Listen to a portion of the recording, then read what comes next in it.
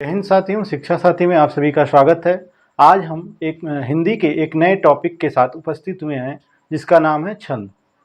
दोस्तों, वर्तमान समय में यूपी पुलिस कांस्टेबल और बिहार पुलिस कांस्टेबल का री एग्ज़ाम होना है और आगे समय में झारखंड पुलिस का भी परीक्षा कराई जाएगी और ऐसे में इन तीनों परीक्षाओं में हिंदी अनिवार्य रूप से पूछी जाती है। तो हम बीच-बीच में जीके की क्लास को रोक कर आपके लिए हिंदी की क्लास प्रोवाइड करा रहे हैं। तो आज हम समझेंगे छंद के बारे में। छंद क्या होता है? तो देखिए, छंद को काव्य का व्याकरण कहा जाता है। छंद को हम काव्य का व्याकरण कहते हैं।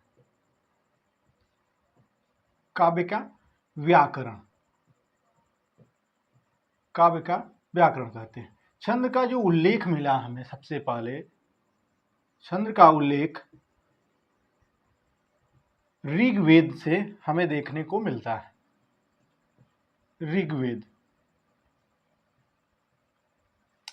ऋग्वेद में छंद का उल्लेख मिला और इस छंद को हम काव्य का व्याकरण कहते हैं।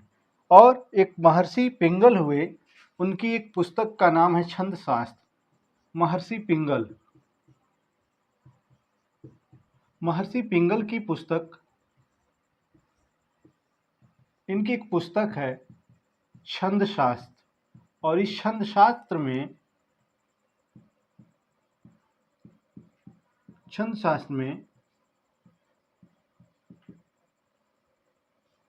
छंद का उल्लेख देखने को मिलता है। हम बात करें कि हिंदी को हम दो तरीकों में बांट करके पढ़ते हैं। हिंदी को दो भागों में बांटा गया, एक पद्य और गद्य। एक होता है पद्य और दूसरा होता है गद्य। तो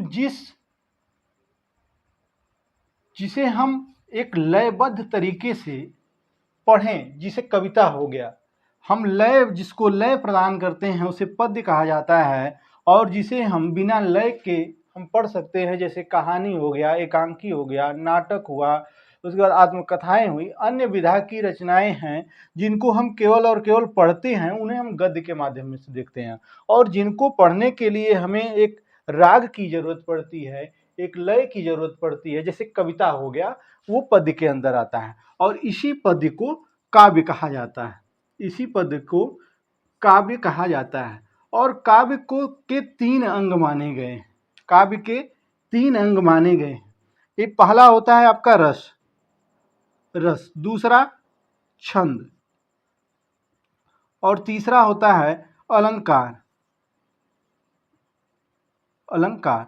अगर कोई भी विधा पद्य में अगर है तो उसमें ये तीन चीजें होनी अनिवार्य होती है और होती है। इन तीनों चीजों को देखने को मिलता है। देखिए, रस क्या होता है? ये काव्य के अंग माने गए हैं। काव्य के कौन कौन से अंग होते हैं? रस, छंद और अलंकार। तो रस जो होता है, ये मनोभाव की स्थिति को व्यक्त करता है। किसी काव्य को पढ़कर हमारे मन के भाव की स्थिति कैसी है, ये हम रस के माध्यम से पता लगा पाते हैं। यानी हमने काव्य को पढ़ा और काव्य को पढ़ने के बाद हमारे मन में घृणा उत्पन्न हुई, या उस काव्य को पढ़ने के बाद हमारे अंदर से जो है उत्साह, यानी उत्साह का प्रतीक हुआ, उत्साह अंदर से जागृत हो गया। या फिर हम कहें कि हमें क्रोध आ गया उस काव्य को पढ़ने के बाद, या मन में हंसी की भावना यानी हास नामक स्थायी भाव उत्पन्न हुआ। तो किसी भी काव्य को पढ़ने के बाद मन की जो दशाएं होती हैं, उन दशाओं को हम रस के माध्यम से व्यक्त करते हैं। तो हमने रस के ऊपर पहले से ही वीडियो बना रखा है। रस को हम पढ़ चुके हैं और इसकी लिंक हम इस वीडियो के डिस्क्रिप्शन बॉक्स में डलवा देंगे, आप वहां से रस देख लेंगे।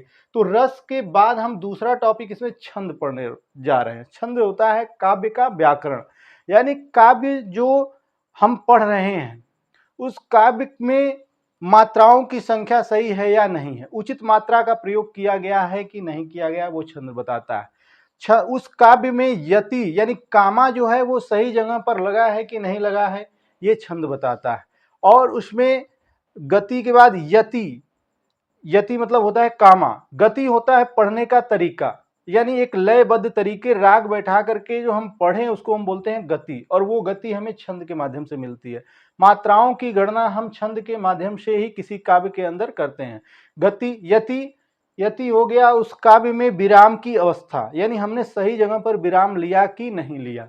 गति हो गया यति, उसके बाद होता है तुक या लय, यानी हम देखें कि उसके जो राइमिंग, इंग्लिश में जिसको राइमिंग वर्ड्स बोलते हैं, यानी पीछे के जो शब्द हैं वो समान हैं कि नहीं, एक जैसे हैं कि नहीं, तुक या लय।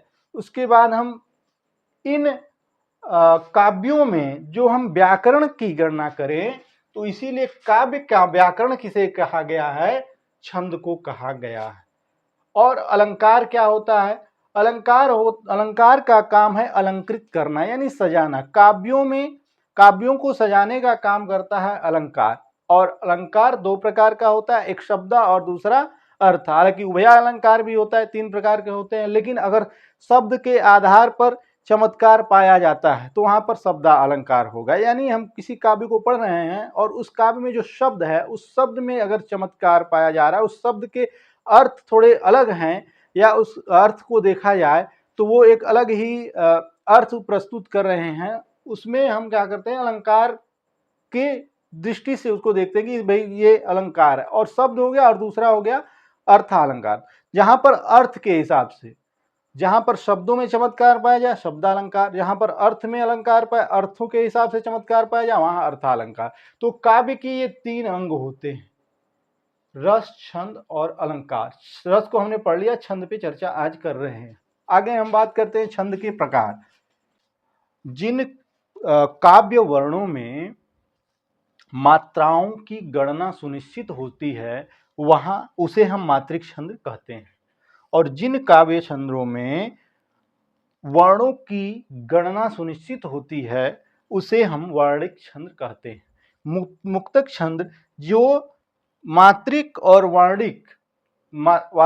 वर्णिक दोनों से स्वतंत्र होता है उसे हम मुक्तक छंद कहते हैं। तो मात्रिक छंद क्या होता है, तो छंद के प्रकार,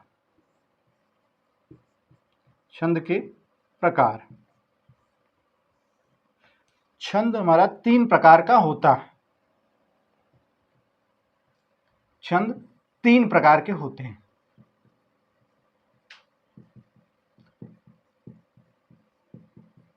पहला होता है मात्रिक छंद,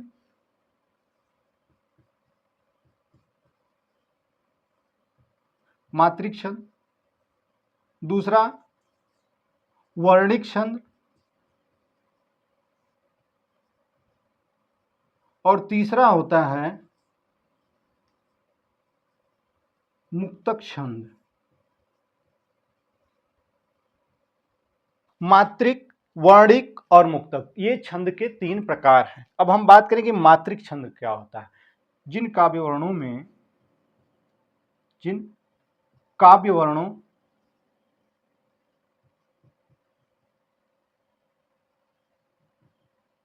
मात्राओं की संख्या सुनिश्चित होती है, मात्राओं की संख्या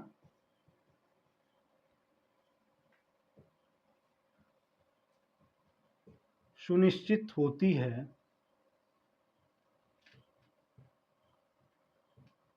तो जहां पर मात्राओं की संख्या सुनिश्चित हो वहां पर मात्रिक छंद। वर्णिक छंद क्या होता है, जिन काव्य वर्णों में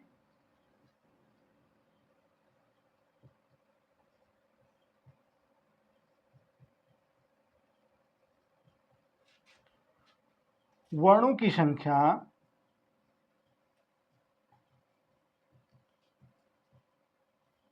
सुनिश्चित होती है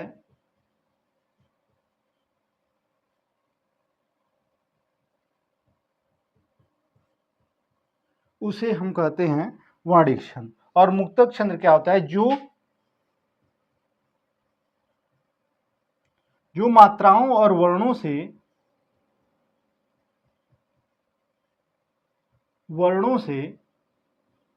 स्वतंत्र होता है,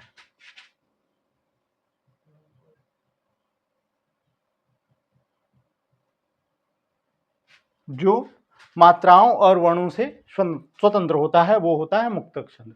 तो कभी पूछे कि छंद कितने प्रकार का होता है, 3 प्रकार का होता है। कौन कौन सा, मात्रिक, दूसरा वर्णिक और तीसरा मुक्तक।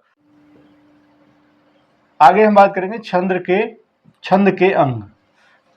तो छंद के अंग कौन कौन से होते हैं? तो पहला होता है गति, गति, दूसरा होता है यति,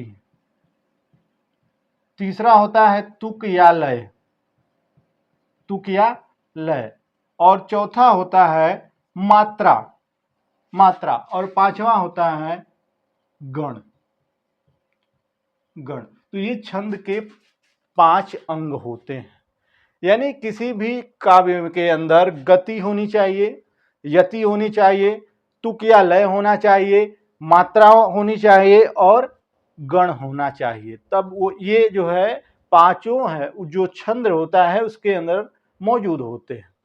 तो हमने पढ़ा काव्य छंद क्या होता है, छंद की परिभाषा किस पुस्तक में उल्लेख है और किस वेद में उल्लेख किया गया है, और छंद कितने प्रकार के होते हैं।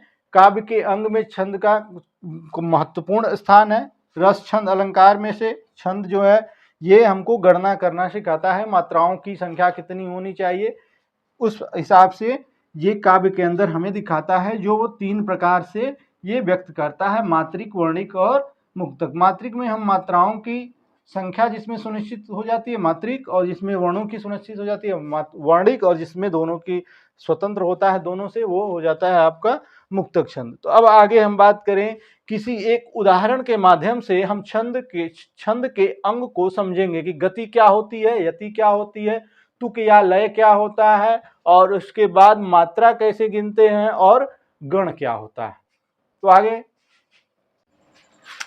तो आगे हम उदाहरण के माध्यम से समझेंगे कि काव्य के जो अंग हमने लिखा, काव्य के अंग होते हैं, उनको हम उदाहरण के माध्यम से कैसे समझेंगे।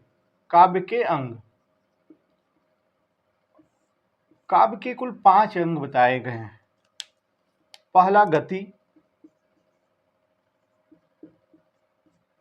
दूसरा यति,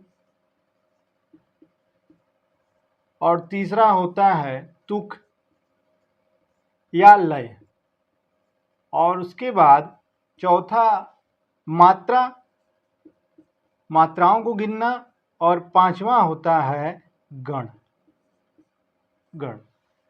तो अब देखिए हमने यहाँ पे उदाहरण लिखा, ये श्री रामचरितमानस के किष्किंधा कांड से लिया गया एक चौपाई है, जिसको हमने यहाँ पर उदाहरण के रूप में लिखा हुआ है।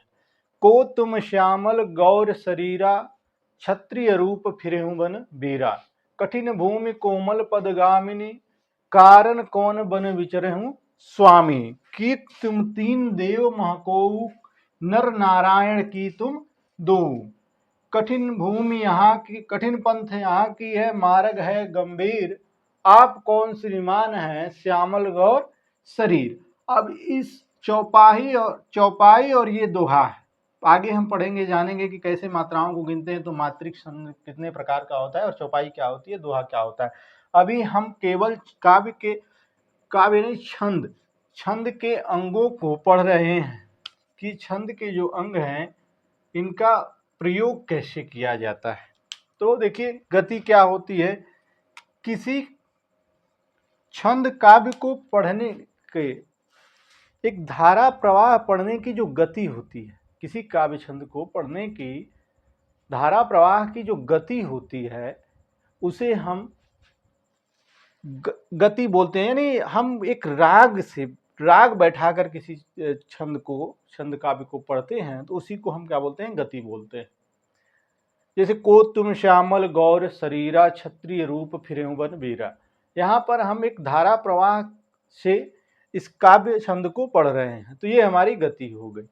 यति क्या होता है, इसमें हम जब किसी काव्य को धारा प्रवाह की गति से जब हम पढ़ रहे होते हैं और उस गति के बीच में जो विराम आता है उसे हम यति बोलते हैं। जैसे यहाँ पर हमने लिखा को तुम श्यामल गौर शरीरा, और उसके बाद ये जो कामा लगा है यहाँ पर हमने थोड़ा रुक गए, तो ये जो यहाँ पर जो लगा हुआ है कामा, जिसी को हम बोलते हैं यति।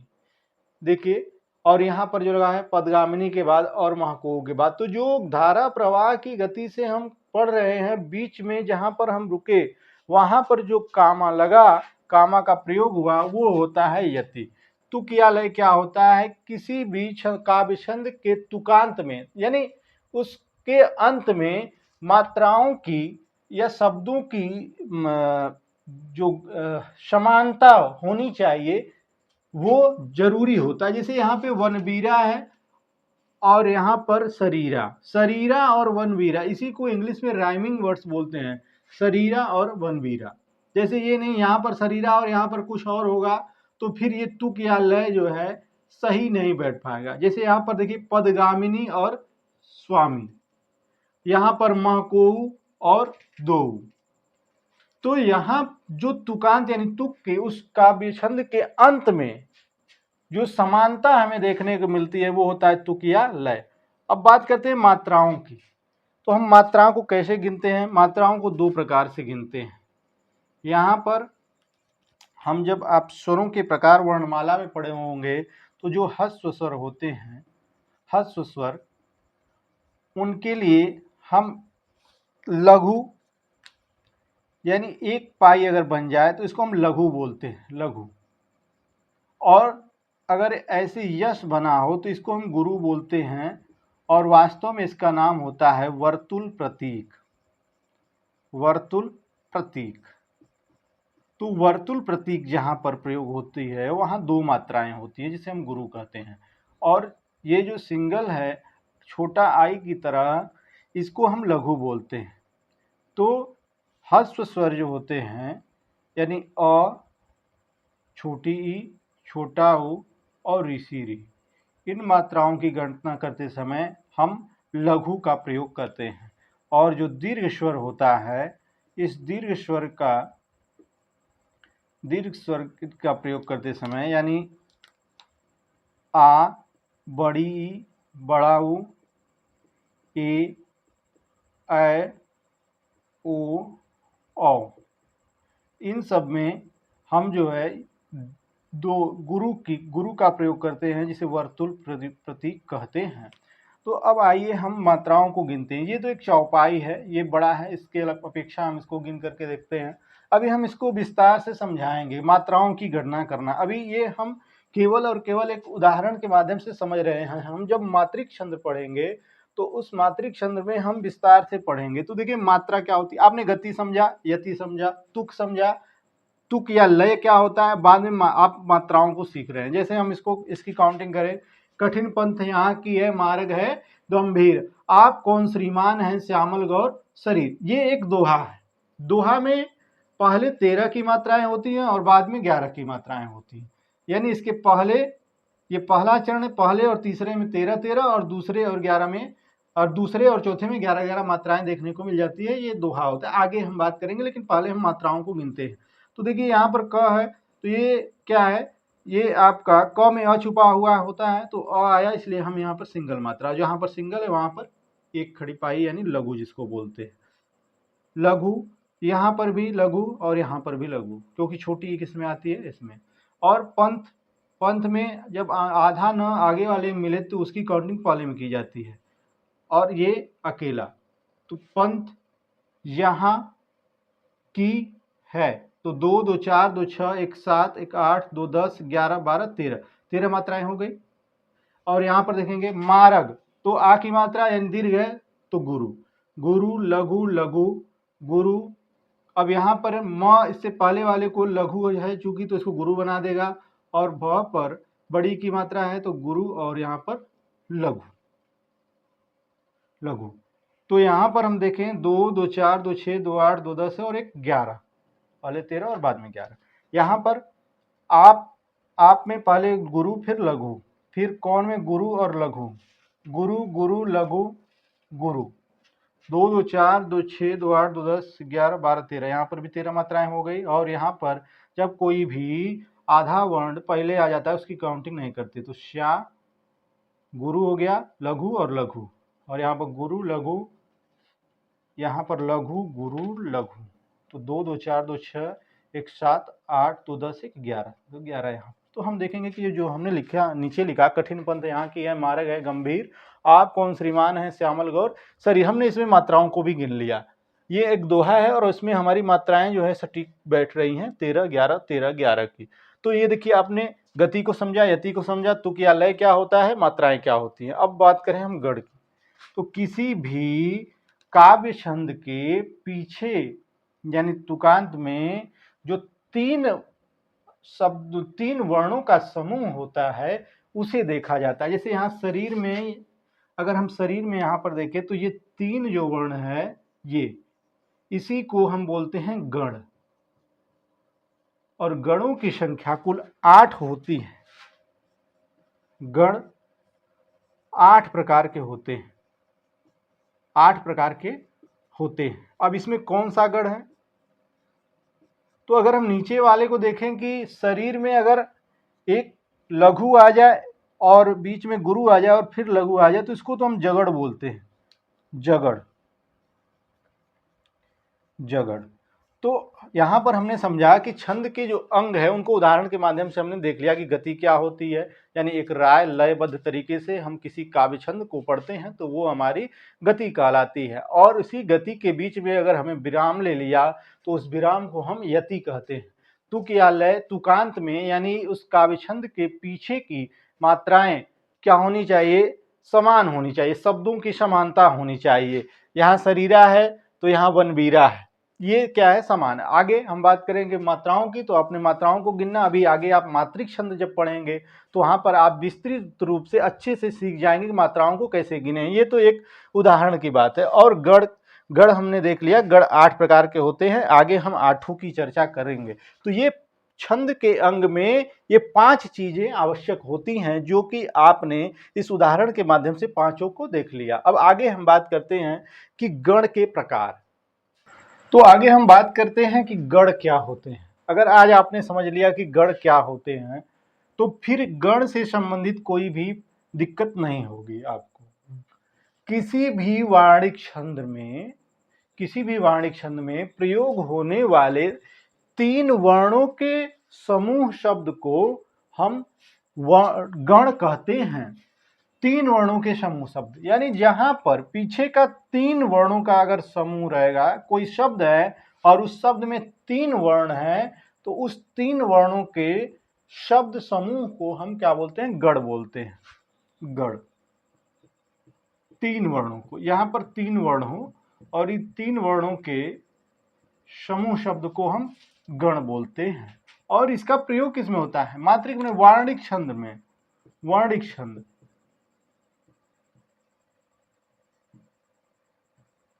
वार्णिक छंद में इसका हम प्रयोग हमें देखने को मिलेगा, गण का।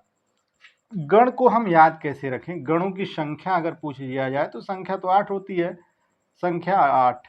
अब 8 का नाम याद रखना और कौन सी 3 मात्राओं पर कौन सा गण होगा, ये अपने आप में एक चैलेंजिंग है। एक सूत्र है, उस सूत्र के माध्यम से हम इसको बहुत आसान बनाएंगे। यमाता राज भानस लगा, सूत्र है यमाता राज भानस लगा।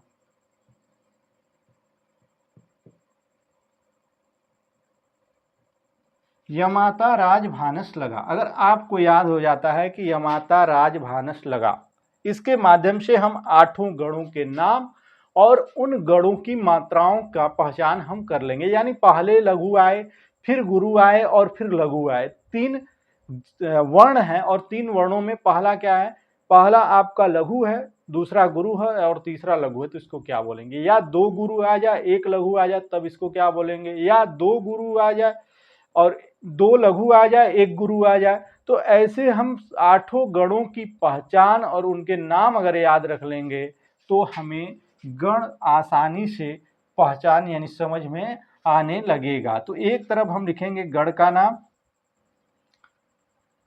एक तरफ हम लिखेंगे गण का नाम कि कौन से गण का क्या नाम है, और दूसरी तरफ लिखेंगे हम, तीसरी तरफ यहां पर लिख देंगे कि मात्रा, मात्रा, यहां गण और मात्रा।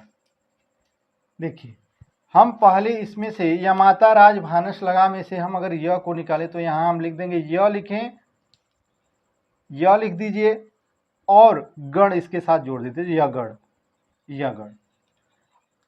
अब हमें इस ट्रिक से इस सूत्र से तीन वर्णों को पकड़ना है, यानी य माता को यहाँ पर लिख देना, य माता, य माता। अब बताइए यह है तो ये क्या है, ये इसको गिनने के लिए हमें किसकी जरूरत पड़ेगी, तो हमें पड़ेगी लघु की जरूरत। और म पर आ की मात्रा है तो गुरु, और ता पर आ की मात्रा है तो गुरु। तो यानी जिस काव्य छंद के अंत में एक लघु और दो गुरु आते हैं उसे हम यगड़ बोलते हैं। दूसरा, अब म को ले लीजिए, तो म से बनता है, म लगा लिख देंगे और बाद पीछे इसके गढ़ लगा देंगे, मगढ़, यगड़ के बाद मगढ़। और इसके लिए य को छोड़ दीजिए, मा ता रा, तीन हमेशा लेना है, क्योंकि किसी भी काव्य छंद में तीन वर्णों का समूह ही क्या कहलाता है, गण कहलाता है। तो य को ले लिए हैं, एक बार य माता को ले लिए, तो अब हम मा ता रा को लेंगे, यहाँ लिखेंगे मा ता रा। अब बताइए म पर आ की मात्रा है तो इसको गिनती जब हम करेंगे मात्राओं में तो इसके लिए क्या लिखेंगे, गुरु। ता पर भी गुरु, आ की मात्रा है तो गुरु, और रा पर भी आ की मात्रा है तो गुरु। तो यानी जहां पर जिन काव्य छंद में पीछे के तीन वर्णों के शब्द में हमें तीनों गुरु दिख जाए तो वहां पर कौन सा गण होगा, मगढ़, मगढ़। तो यह को ले लिए, म को ले लिए। अब त से बनेगा, त लिख देंगे और पीछे लगा देंगे गढ़, तगड़। और तगड़ के लिए हमने य को ले लिया, म को ले लिया, अब ता को लेना है, तो ता रा ज, तीन मात्राओं को लेना है, ता रा ज। तो ता को गिनने के लिए गुरु, रा को गिनने के लिए गुरु, और ज को गिनने के लिए लघु। तो जहां पर जिस गण के अंतर्गत दो गुरु और एक लघु आ जाए उसे तगड़। इसीलिए अब त को ले लिए तो र से आएगा रगड़, रगड़। और हम यहाँ पर ता रा ज को ले लिए, य को ले लिए य माता, माँ को ले लिए मातारा, ता को ले लिए ताराज। अब ताराज के बाद अब हम आगे रा को लेंगे, रा ज भा, रा ज भा, तीन तीन को लेना है। तो अब रा को गिनने के लिए गुरु, ज को गिनने के लिए लघु, और भा को लिखने के लिए गुरु। तो जहां पर जिस गण में हमें दो, पहला गुरु मिल जाए, दूसरा लघु मिल जाए और तीसरा गुरु मिल जाए, यानी दो आगे पीछे वाले गुरु और बीच में लघु, उसको हम बोलते हैं रगड़। तो अब र हो गया, उसके बाद ज आ जाएगा, जगड़, जगड़, जगड़। अब जगड़ के लिए हमने रा से ले लिया है तो ज भा न, क्या लिखेंगे, ज भा न। ज में क्या है, ज के गिनने के लिए हम लघु का प्रयोग करेंगे, भा को गिनने के लिए गुरु का, और न को गिनने के लिए लघु का। तो एक लघु और उसके बाद गुरु और उसके बाद लघु, यानी लघु गुरु लघु अगर आ जाता तो उसको हम क्या बोलते हैं, जगड़। अब ज हो गया, इसके बाद आएगा भ से भगड़, भगड़। और भगड़ के लिए हम देखिए कहाँ तक लिख चुके हैं, जब भान तक लिख चुके हैं, ज भा न। तो भा न स लिख देंगे, भा न स। और भा के लिए गुरु, न के लिए लघु और स के लिए लघु। तो जहां पर एक गुरु और दो लघु आ जाते हैं वहां पर क्या होता है, भगड़। तो भ को ले लिए, अब न से लिखेंगे नगढ़, नगढ़।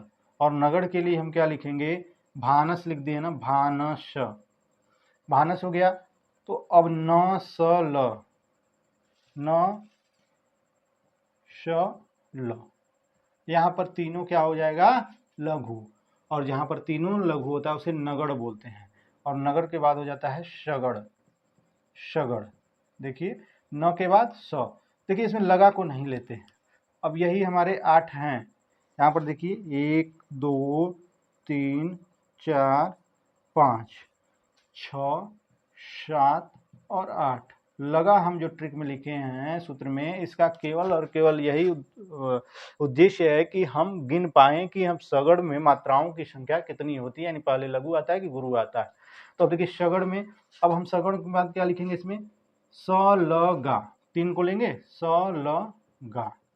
और स को गिनने के लिए एक लघु की आवश्यकता होगी, ल को गिनने के लिए लघु की आवश्यकता, और गा को लिखने के लिए गुरु की आवश्यकता। तो जहां पर दो गुरु, दो लघु और एक गुरु आ जाए उसको बोलते हैं शगड़।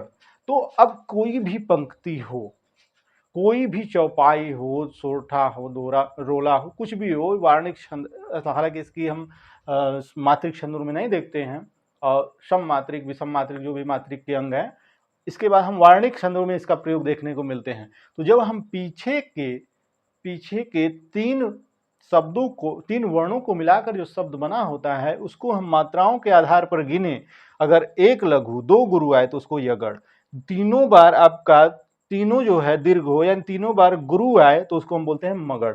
अगर 2 गुरु 1 लघु हो जाए तो तगड़, 1 गुरु फिर लघु और उसके बाद गुरु हो तो उसको हम रगड़, पहले लघु आए फिर गुरु आए और बाद में लघु आए तो उसको बोलते हैं जगड़, और पहले गुरु आ जाए और बाद में लघु और लघु आए तो उसको भगड़। आगे तीनों बार अगर लघु आए तो उसको हम बोलते हैं नगड़, और 2 लघु 1 गुरु होता है सगड़।